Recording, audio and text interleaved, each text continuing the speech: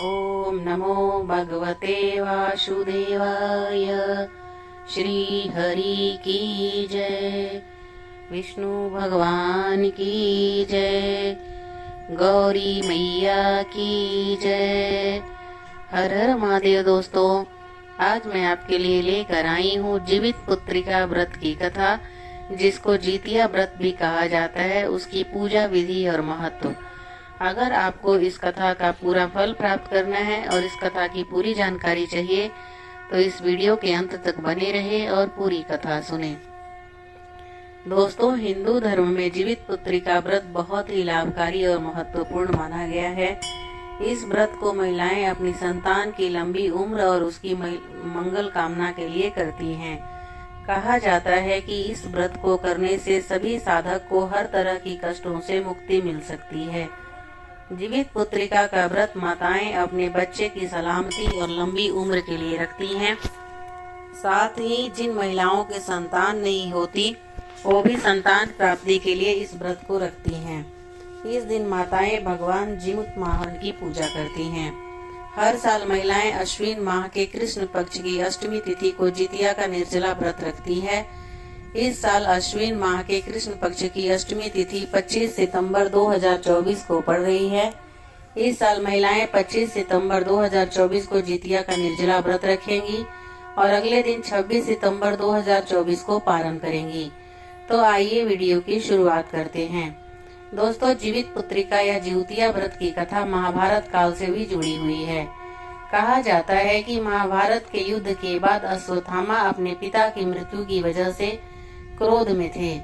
वह अपने पिता की मृत्यु का पांडवों से बदला लेना चाहते थे। एक दिन उन्होंने पांडवों के शिविर में घुसकर सोते हुए पांडवों के बच्चों को मार डाला।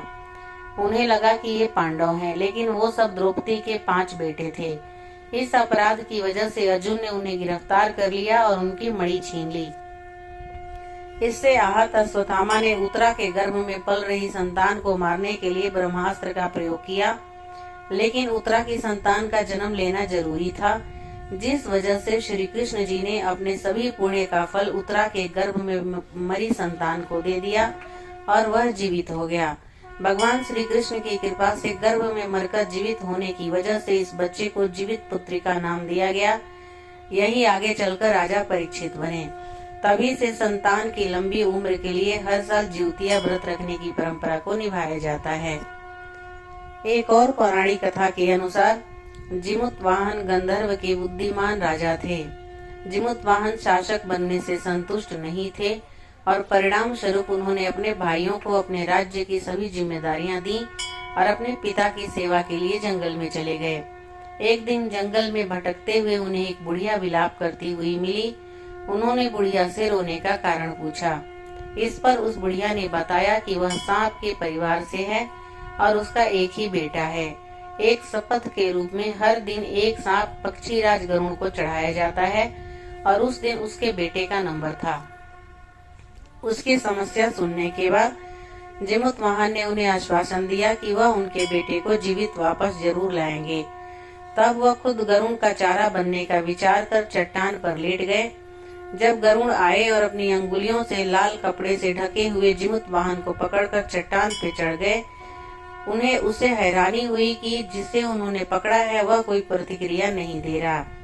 तब वह जीमुत वाहन से उनके बारे में पूछे।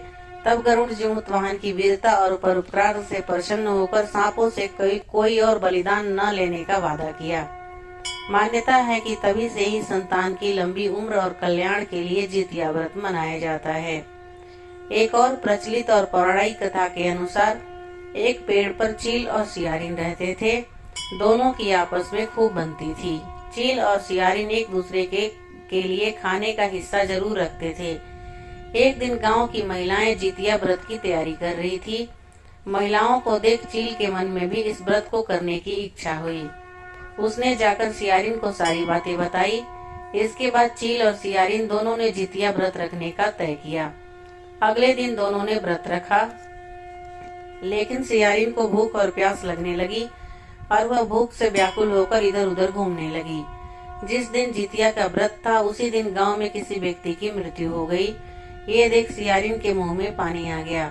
सियारिन ने अधजले शव को खाकर अपनी भूख को शांत किया।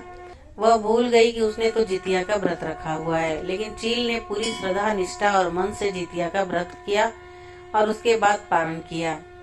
चील और सियारिन ने अगले जन्म में सगी बहन बनकर एक राजा के घर में जन्म लिया। चील बड़ी बहन बनी और सियारिन छोटी बहन। दोनों का विवाह हो गया। चील ने 7 बच्चों को जन्म दिया। वहीं सियारिन के जो भी बच्चे होते थे वह जन्म लेते ही मर जाते थे। इस तरह से सियारिन को अपनी बहन से ईर्ष्या होने लगी और वह भीतर ही भीतर उसे जलने लगी। उसने चील के सभी संतानों को मार देने का निर्णय किया और 7 बेटों के सिर कटवाकर चील के घर भिजवा दिया। यह देखकर भगवान जीमूतवाहन ने मिट्टी से 7 संतान के सिर बनाए और सभी के सिरों को उसके धड़ से जोड़कर उस पर अमृत छिड़ककर उन्हें जीवित कर दिया। और जो कटे हुए सिर सियारिन बचे थे, सियारिन ने चील को भिजवाए थे, वो सब जीमूतवाहन की कृपा में फल में बदल गए। जब सियारिन को बहन के रोने की आवाज नहीं सुनाई दी और कोई अशुभ समाचार नहीं मिला तो वह व्याकुल हो गई और सारा माजरा जानने के लिए बहन के पास पहुंच गई। सियारी ने खुद ही सारी बातें चील को बता दी।